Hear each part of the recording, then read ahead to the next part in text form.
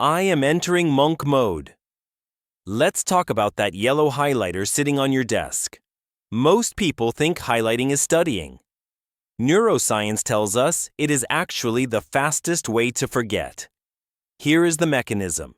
When you highlight a sentence, your brain releases a micro spike of dopamine. You feel a sudden sense of satisfaction. You tell yourself, I have captured this information. It is safe. But scientifically, you haven't captured anything. You just colored a piece of paper with neon ink. This creates a dangerous cognitive trap called the Fluency Illusion. Because your eyes recognize the text visually, and because you have marked it, your brain assumes it knows the concept. It tricks you into thinking that visual recognition is the same as intellectual mastery.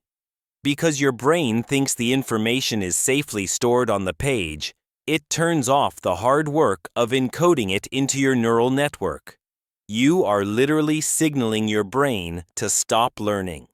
This leads us to the grim reality of the Ebbinghaus Forgetting Curve. Your brain is designed to forget. It is a survival feature, not a bug. Your brain consumes 20% of your body's energy. To conserve that energy, it constantly deletes non-essential data. Without active intervention, your brain deletes approximately 70% of new information within 24 hours of consuming it. It views that business book you just read exactly the same way it views a random billboard you passed on the highway, as noise. It creates a temporary sensory memory. And then, while you sleep, it prunes that data to make space for survival-critical information. So, you aren't building a library in your mind. You are pouring water into a bucket full of holes. I want you to look at your bookshelf right now. Really look at it. How many books are sitting there? Books you bought, books you claim to have read, but books that have had absolutely zero impact on your bank account, your relationships, or your mindset. That is your graveyard of knowledge. I want to see the reality of this community. Go down to the comments and type the number of dead books you have on your shelf. Let's see how much time and money we are actually wasting. Now, if highlighting is a trap and reading faster is a lie, how do we actually force the brain to keep the data forever? The secret lies in a primitive biological mechanism your ancestors used to track predators. We are going to hack that mechanism right now. So, if we are throwing away the highlighter, what do we replace it with? We replace it with a system that forces your brain to treat every book like a survival manual. We call this the Synaptic Tagging Protocol. It consists of two phases, the hunt and the tag. Step 1 is the hunt. This happens before you even open the book. Most people read passively. They open page 1 and say, "Okay, entertain me." They are wandering through the book like a tourist. To remember, you must stop being a tourist and start being a hunter. Biologically, your brain has a filter called the Reticular Activating System, RAS. Its job is to filter out 99% of the noise in your environment and only let in what is important. If you buy a red Tesla, suddenly you see red Teslas everywhere. They were always there, but now your RAS is tuned to find them. We need to tune your RAS before you read. Never start a book without a specific, burning question. Do not just read Atomic Habits. Read it with the question, what is the one specific protocol I can use to stop scrolling on my phone at 8 a.m.? When you set that intention, your brain switches from passive scanning to active search. You will skim over the fluff, and when you hit the answer, your brain will light up like a Christmas tree. You are not reading, you are hunting for a specific target. This leads us to step 2, the synaptic tag. This is the alternative to highlighting. When you find that golden nugget of information, do not color it yellow. Highlighting is a physical act, but it is cognitively lazy. It requires zero processing power. Instead, you must perform a synaptic tag. You stop, you pick up a pen, and you write a margin note. But, and this is the critical part, you do not just summarize what the author said. Summarizing is boring. The brain deletes boring things. You must rewrite the concept by linking it to a specific emotion or a specific problem in your current life. Here is the neuroscience. The amygdala is your brain's emotional center. The hippocampus is the memory center. They are neighbors. When the amygdala is activated by a strong emotion, fear, greed, anger, or excitement, it screams at the hippocampus, "Save this. This matters for our survival." This is why you remember a car accident from 10 years ago vividly, but you forget what you had for lunch yesterday. Emotion is the glue of memory. So, let's look at a practical example. Let's say you are reading a book on productivity, and you see a tip about removing environmental cues. The amateur highlights the sentence, "He feels good." 2 days later, he forgets it. The pro stops and writes in the margin, "Use this to kill my TikTok addiction. Put the phone in the kitchen at night so I don't feel like a zombie in the morning." Do you see the difference? The amateur recorded a fact. The pro recorded a solution to a painful problem. By connecting the dry information to your personal pain, feeling like a zombie, or your personal gain, reclaiming your morning, you are hacking the amygdala. You are physically wiring that information into your survival circuitry.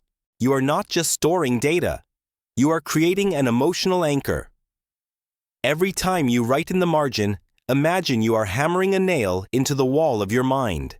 You are hanging that knowledge up where it can never be lost. If a page doesn't have your handwriting on it, you didn't read it. You just looked at it. Now you have hunted the information, and you have tagged it with emotion. You possess the knowledge. But possessing knowledge is useless if it stays trapped in your head. This brings us to the brutal truth that separates the academics from the tycoons. You see, there are plenty of broke professors who have memorized entire libraries. And there are billionaires who have only read a few essential books. What is the difference? The difference is not what they know. The difference is how they move that knowledge from their brain into the real world. Most people stop here. They feel smart, and they go to sleep. And that is why they stay poor. We need to execute the final step, the transfer. You have a book full of margin notes. You have hunted the insights and tagged them with emotion. Now what do you do? If you put that book back on the shelf, you have failed. That knowledge is now trapped in physical paper, sitting on a shelf you might not look at for 5 years. When you actually face a crisis in your business or your health, you won't be able to access the solution. This brings us to the concept of the second brain. You need to understand a fundamental limitation of your biology. Your brain is a processing unit, not a storage unit.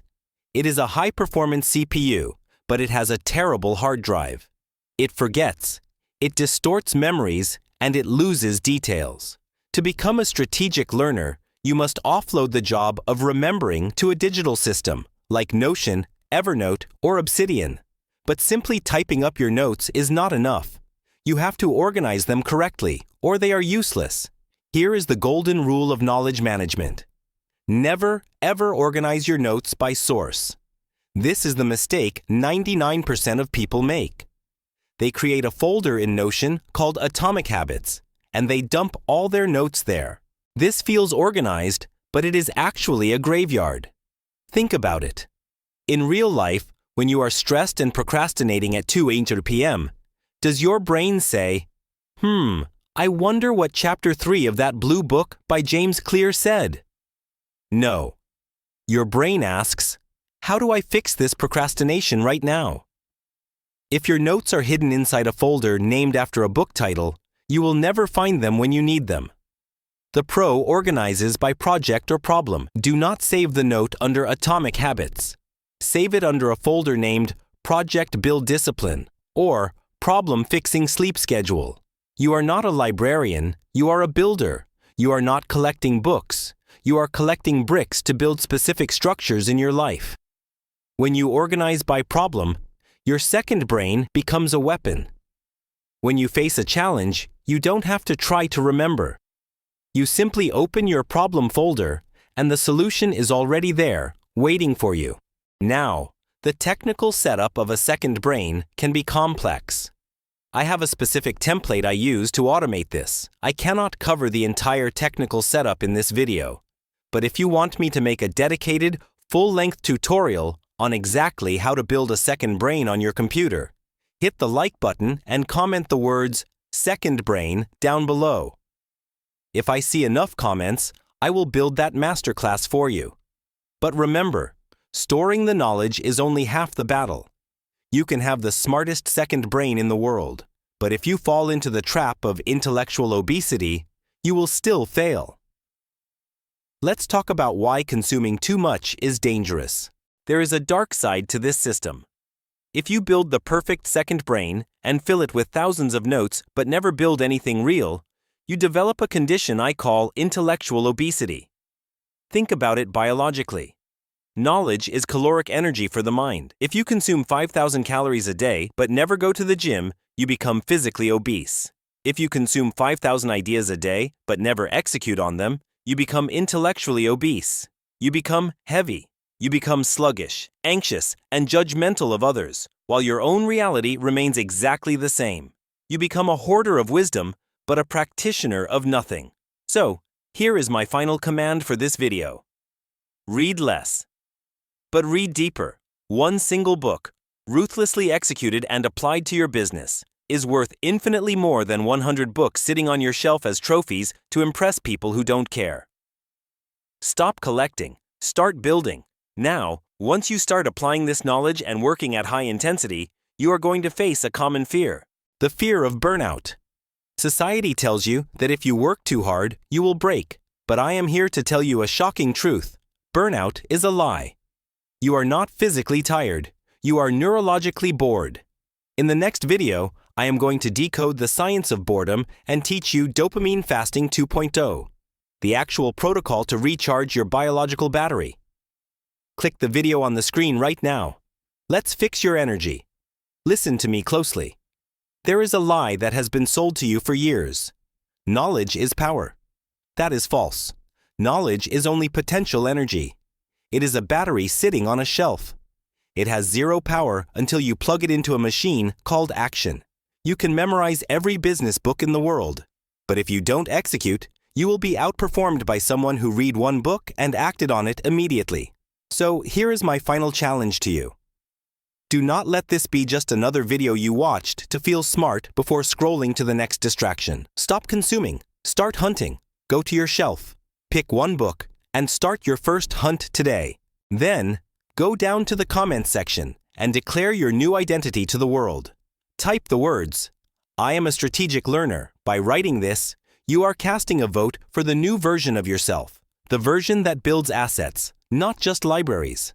And if you want to join the top 1% of people who actually understand how to operate the machinery of their own mind, hit that subscribe button right now. Class dismissed.